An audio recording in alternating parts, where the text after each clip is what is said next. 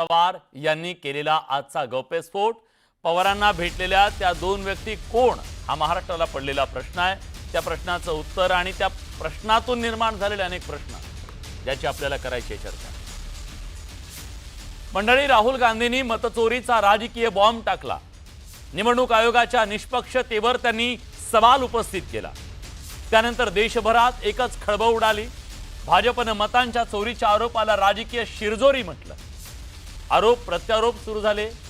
याच दरम्यान शरद पवार यांनी एक नवा बॉम्ब टाकला। शरद पवार म्हणाले की निवडणुकीच्या आधी मला दोन व्यक्ती भेटल्या, त्यांनी 288 जागांपैकी 160 जागा जिंकून देण्याची गॅरंटी दिली।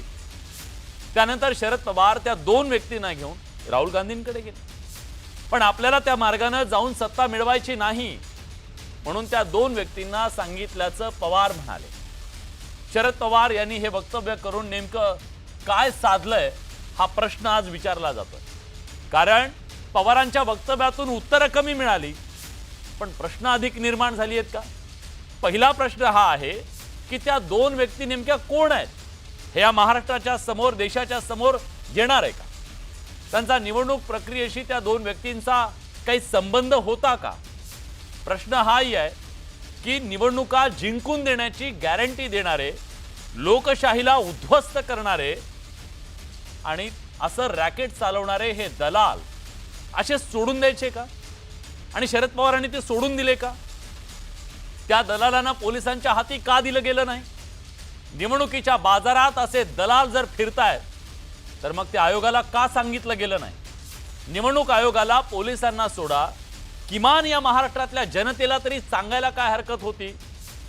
जनतेला सोडा, किमान कार्यकर्त्यांना का सांगितलं नाही की असे लोक फिरतायत आणि तुम्ही सावध राहा, खोटे मतदार तुमच्या बूथवर नोंदवले जातात का ते तपासून पहा, अलर्ट राहा? या सगळ्या गोष्टी का सांगितल्या नाहीत केव्हाच? मग हे टाळता आलं असतं का? गाफील राहिले का? बेफिकीर राहिले का? पण तसंही काही झालं नाही। कारण काय?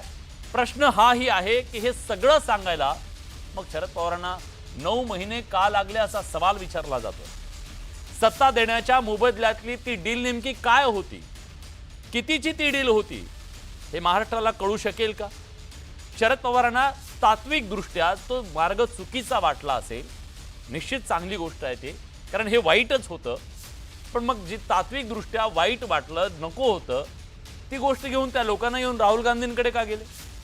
लोकशाहीला नख लावणाऱ्या अशा टोळ्यांसोबत बैठका करणं हेच किती गंभीर आहे। मग ते सत्ताधारी असोत की विरोधक असोत, सामान्य माणसाची मतं चोरणारी टोळी कोण आहे आणि ते कशा प्रकारे काम करते, त्याच्यात कोण कोण सामील आहे हे देशाला कळायला नको का? या सगळ्या प्रश्नांची उत्तरं शरद पवार देतील का? कारण हा प्रश्न कुठल्या राजकीय पक्षाचा एकट्या दुकट्याचा नाहीये, हा सत्ताधारी विरोधकांचा नाहीये, हा प्रश्न इथल्या लोकशाहीचा आहे।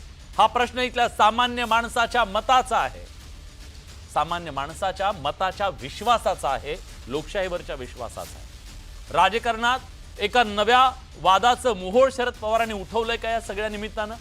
म्हणूनच या सगळ्या प्रकरणावर निवडणूक आयोग, ज्यांच्यावर सुद्धा प्रश्न उपस्थित केले जात आहेत, निवडणूक आयोग समाधानकारक उत्तर कधी देणार आहे? या अशा गोष्टींची दखल घेऊन पारदर्शकता, ज्या पारदर्शकतेसाठी जगभरात भारताचा निवडणूक आयोग ओळखला जात होता, ती पारदर्शकता जगाला पुन्हा दिसेल का? जगाला सोडून द्या, भारताला दिसेल का? संशय, संभ्रम दूर होईल का? सवाल अनेक आहेत।